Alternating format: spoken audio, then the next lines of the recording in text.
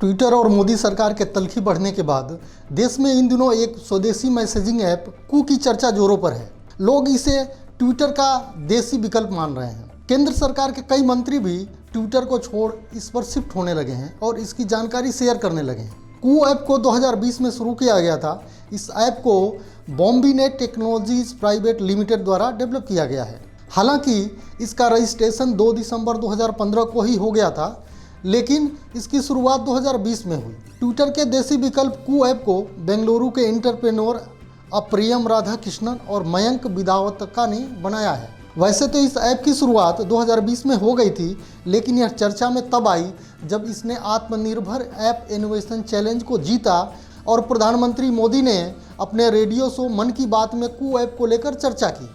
अब जब ट्विटर और भारत सरकार के बीच कुछ मुद्दे को लेकर मतभेद उभरा तो बीजेपी के कुछ नेता और कुछ केंद्रीय मंत्री इसकी ओर रुख करने लगे और स्वदेशी बनाम विदेशी का प्रचार भी शुरू हो गया। इस ऐप को देश के प्रमुख राजनीतिक चेहरों में केंद्रीय मंत्री पीयूष गोयल, सूचना एवं प्रसारण मंत्री रविशंकर प्रसाद, कर्नाटक के मुख्यमंत्री BS येदियुरप्पा, पूर्व क्रिकेटर अनिल कुंबले, बॉलीवुड अदाकारा कंगना रनौत सहित बीजेपी के दूसरे कई नेता इस ऐप का उपयोग करने लगे और अब तक करीब 30 लाख लोग इस ऐप का उपयोग कर रहे हैं।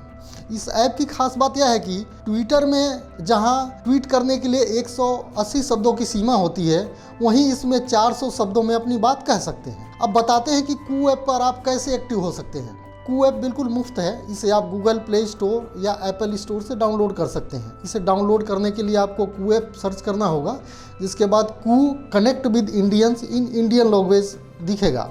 वैसे गूगल प्ले स्टोर और एप्पल स्टोर पर कई कू ऐप आ चुके हैं, लेकिन बॉम्बीनेट टेक्नोलॉजीज प्राइवेट लिमिटेड द्वारा डेवलप ही असली कू ऐप है। सरकार और ट्विटर के बीच तकरार के बाद जहां कई नेता और लोग इस ऐप पर सक्रिय हो रहे हैं, वहीं कुछ लोग कंपनी के स्वदेशी होने और सुरक्षित होने की बात पर सवाल भी उठा रहे हैं और दावा कर रहे हैं कि इस ऐप में कुछ चीनी कंपनी का निवेश है, साथ ही यह सेफ नहीं है। कुछ जानकारों का कहना है कि कू ऐप विकसित करने वाली कंपनी बॉम्बीनेट टेक्नोलॉजीज प्राइवेट लिमिटेड में चीन की कंपनी सुनवेई कैपिटल, इन्फोसिस बोर्ड के पूर्व मेंबर मोहनदास पई की कंपनी 314 कैपिटल, कलारी कैपिटल और ब्लम वेंचर्स ने भी इसमें निवेश किया है। स्वदेशी और चीनी ऐप की चर्चा के बीच इस ऐप के हैक हो जाने का भी दावा किया जा रहा है। फ्रांस के हैकर एलियट एंडरसन ने बताया कि इस ऐप से डेटा हैक हो रहा है।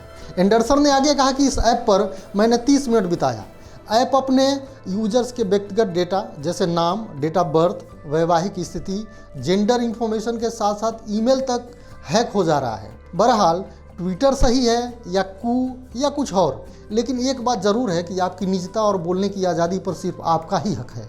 ऐसे में किसी भी ऐप को यूज करने से पहले उसे ज़रूर परखें।